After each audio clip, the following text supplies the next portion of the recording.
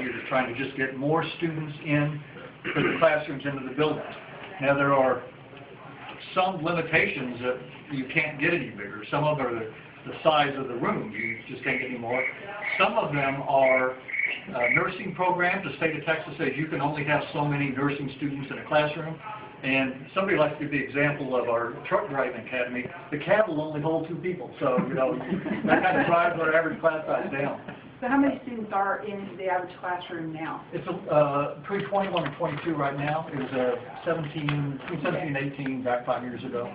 So that was one way we were able to increase enrollment with the extra 30,000 students.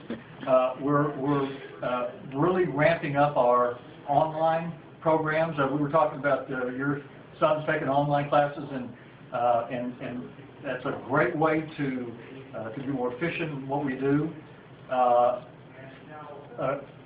Part of the bond, by the way, has additional funds in there for technology, because our current technology is maxing out on our online, and we need to increase the capability.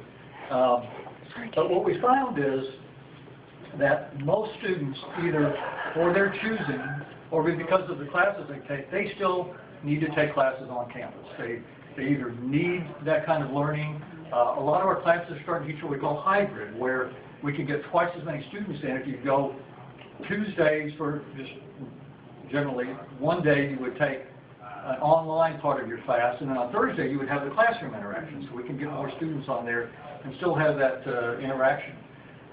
But more and more students are choosing to come here. We all know what's happening to the population. It isn't going to slow down. Noble Energy is moving 1,200 jobs up here. ExxonMobil, that complex, will add. You were at the briefing the other day. They're estimating over 20,000 jobs either at that campus or the surrounding companies. It's just going to continue to grow. And so our situation is we have already made the adjustments that we can make in terms of accommodating those 30,000. And our board said, and the community, we believe, is going to say, we don't want you to turn students away, and at some point they're going to have limitations to what we can take in terms of our classroom. So the board made that call, and they called for the $497 million bond election. The other thing I will mention about the growth, it isn't just population, though. That's certainly a big part of it. More and more students are coming to a community college for a lot of reasons. Last fall, 75% of all the freshmen in Texas were at community colleges. Only 25% are at universities. Students are choosing to come here. It used to be, we think of it as a junior college. You come there because you couldn't get into a university, couldn't afford to go away from home, or it was the cost of it. So more and more students were coming here for that. But now we're really a college of choice. They feel like they get a good foundation. Now, we do have a lot of students who go off to a state university, and for some reason after that semester they got to come back. And I got to admit, I was one of those that maybe got to university a little too soon. I didn't have a Lone Star to save me back then. But it is a college of choice for a lot of students. One very interesting statistic, we have almost 50 high schools in our district. And again, our district goes from Cyfair and Tuttle all the way over to Kingwood and Humboldt, all the way up to Conroe and Willis and Magnolia. We are a very large district. So I think it's 48 high schools currently, and they're adding them all the time. Of all the graduates of those high schools, 30% of them will attend our college in the fall. And when you think about all the growth that's happening in those communities in the high school, they're going to come. And I know there are a lot of people that are saying enrollments, is just going to be flat. We really believe that the growth in population and the growth in those high schools, and the fact that 30% of them are choosing to go to our college in the fall, I think is really what you have to look at. These numbers that you're mentioning include that high school students who take AP classes on their own high school campus, like say Wood students take classes there, get AP credit, or not AP, dual credit through Lone Star. Does that include those students or not? That's a separate number.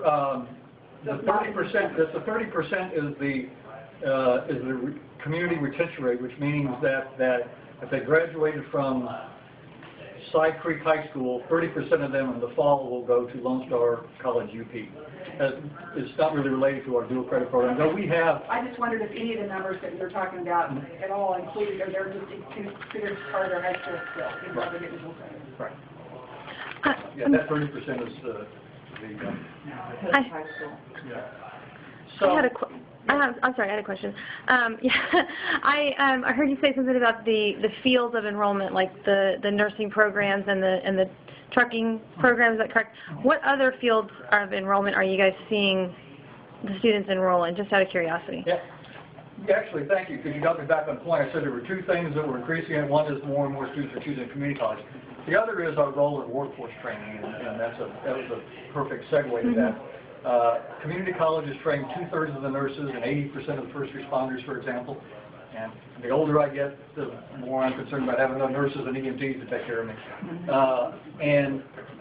But the big areas we're growing in are the technician jobs, especially oil and gas jobs. We're one of the largest trainers of oil and gas technicians. We got a grant, or actually the Skills Development Fund in the state of Texas. They said, we'll fund 70 scholarships for a certificate in oil and gas technician. We had 700 applications for the 70 spots. It was less than a year-long program, and when they graduated, every one of them got a very good paying job. Those are the kind of jobs that are out there. Companies, especially in oil and gas, are crying for technicians. They can't find them. And further to your question, one of our fastest growing student populations, students who already have bachelor's degrees who can't get a job in their field and go back and get an associate's degree or certificate in something where they can get a job and often a good paying job. So thank you for that question. It got me back on track. So the particulars of the bond, you'll see the buildings in there, but they're spread out over all of our 6 campuses. We have 6 comprehensive colleges in that 1,400 square miles.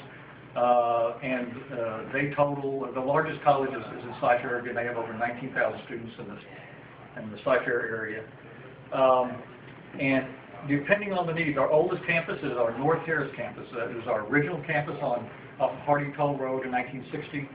And they have some buildings that are 40 years old. They're starting to need some renovation. One of them actually has foundation issues that can't be repaired.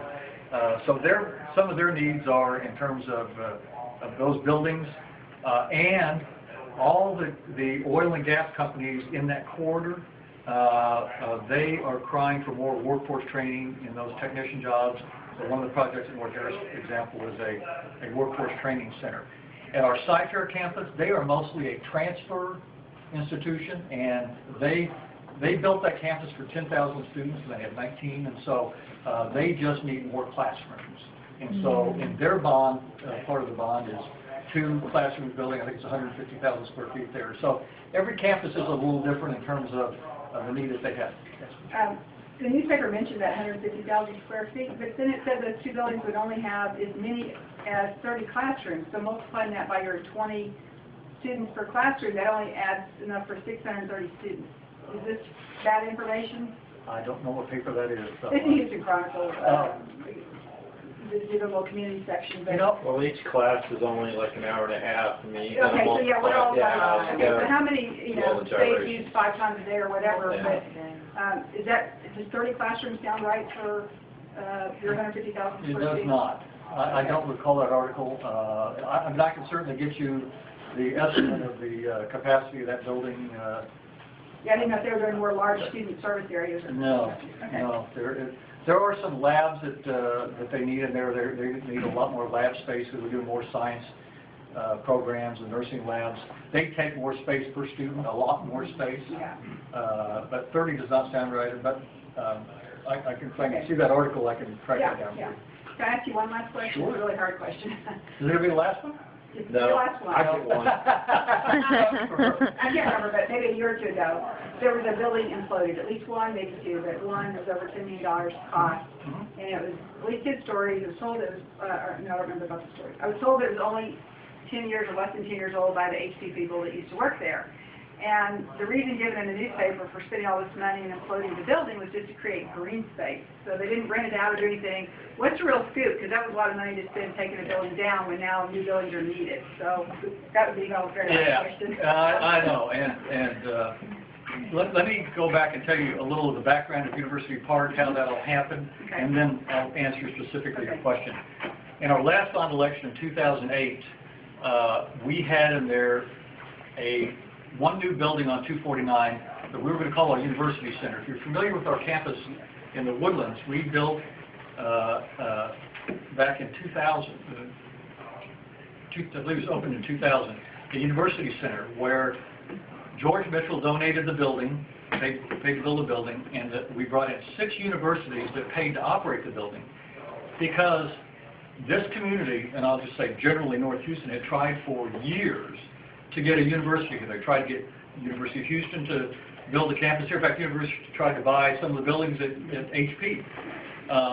They tried to get Sam Houston to Texas A&M. And the state of Texas Higher Education Coordinating Board would never approve a university campus here. And so we built that university center. Cost us nothing to do it, and it was a great partnership.